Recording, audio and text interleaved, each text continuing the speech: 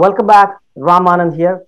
And one of my favorite authors, Jim Rohn, once said, the challenge of leadership is to be strong but not rude, be kind but not weak, be bold but not bully, and be thoughtful but not lazy.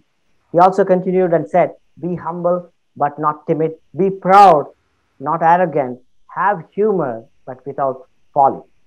And our special guest today, SriRaama Evani, is the founder and CEO of Eighth Element and an ambitious leader with over 30 years of industry experience. Help me welcome him to live a limitless life with us today. Welcome to the show, SriRaama Evani, sir. Thank you, Ram. It was nice. It's a pleasure to be here today. Awesome, because we all, this show is all about understanding expert perspectives. Because this show, we interview people from different walks of life, different industries, mostly in leadership positions, and try to get their insights in the form of 3, 2, 1 format, which means three questions and two pieces of advice and one resource. So let me start by asking you the first question in this interview series today. So the first question is like, how did you first of all arrive at running this business? Like, what path brought you here? Good. I think good to be here, and it's a good question to kind of look back on the journey. See, it's always my goal to be an entrepreneur, but to be an entrepreneur, it takes a lot of courage, and you need to have the courage to take the risk, and you also need to have the plan and the resources, and you have to make sure all things are in place. So my 30 years of experience, while fortunately I'm always with organizations where they gave me almost roles like as though I'm running the organization. So it helped me to kind of, without being taking the risk, to understand what it needs to be an entrepreneur. So especially last 15, 20 years, since 2000, early 2000, the kind of roles I played either with Tata Consultancy Services or being head of a captive for a multinational company in Hyderabad, or the recent one where I was the chief operating officer. So it helped me to kind of prepare myself. So, what are the things I need to grapple with, and what are the challenges, how to overcome, and what it means running an organization? Then I thought, see, it's all a maturation, right? So I thought, hey, I'm ready now. Let's take the plunge. And of course, I know you have questions. There are a lot of people and material which influenced me, like you mentioned in the beginning, be strong, be bold, be kind, be humble. And I think most of them kind of influenced me, some of the resources and people. We'll talk about it as we go through. So that's how the journey Kind came. of. Fantastic. Talking about influence, my next question is about like to ask you like who are or were your role models that have influenced you in your journey so far? A couple of them to start with in Tata Consultancy Services. When I was reporting to my manager, he was a really good leader. And again, I'm not for any organization here or anything, but Tata's is a fantastic organization. They build great leaders, and I value their culture. So that was a good foundation. What And I attended a couple of leadership trainings as a part of my journey with Tatas. But later, early 2000, I think the greater influence was I kind of switched to more spiritual leadership, which kind of helped me to really see some of the people from nowhere to greater heights, and how they achieved, and what made them to achieve those things really is. struck me. And I thought, hey, if this is possible with people with that background, all it takes is you need to make the decision. You need to make the choice. Don't worry about the rest of the things. The entire universe will conspire and make things happen for you. So to start with, I think early 2000, Dr. Wayne Dyer, who was Mhm, a great person, he was no more. He was, I was being introduced to him through his book, There is a Spiritual Solution for Any Problem. So that was a great influencer. From there, I moved on and to some of the key players in the movie of The Secret, mhm, Ronda.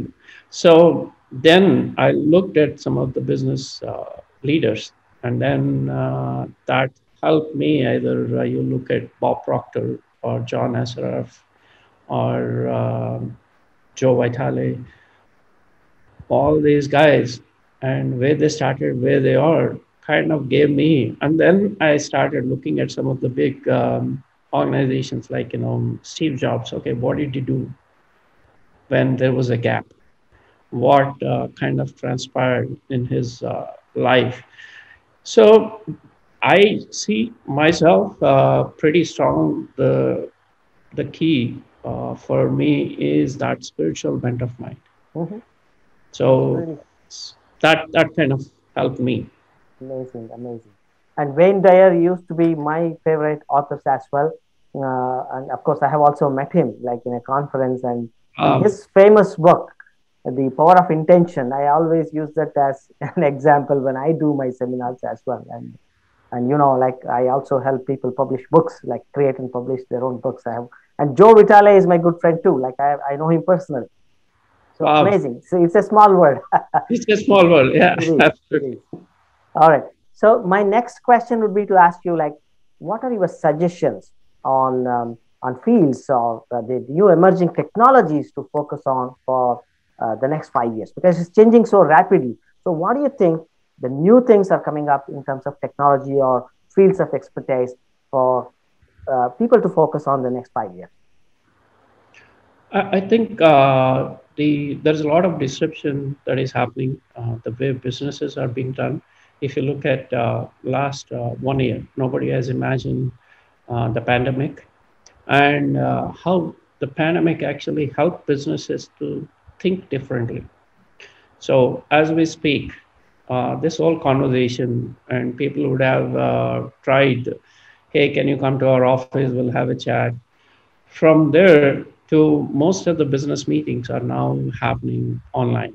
So it gives enough opportunity for people to think how the business processes are currently, and as the society, as the technology is evolving, what can be done better, because there is always a way to improve what it is today based on how the social demographic changes are happening. The society is changing. Millennials are coming. Their decisions, their choices are totally different than what 20 years ago how people were deciding. So one key thing is look at the underlying business processes and see what is possible from a more disruption innovative way. And two is always look at automation and how do we make things automate so that it's not just automation. Again, people think it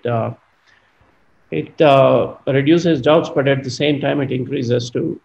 It actually improves the work done. It improves the productivity. So automation in whatever it could be, an RPA, or automating the business processes, automating the knowledge work that is done.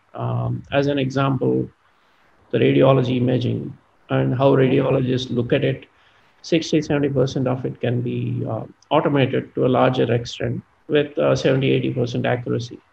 So automation is one area, and three is, of course, artificial intelligence and the way AI is being leveraged across the spectrum of all businesses is going to be there for next 5 years.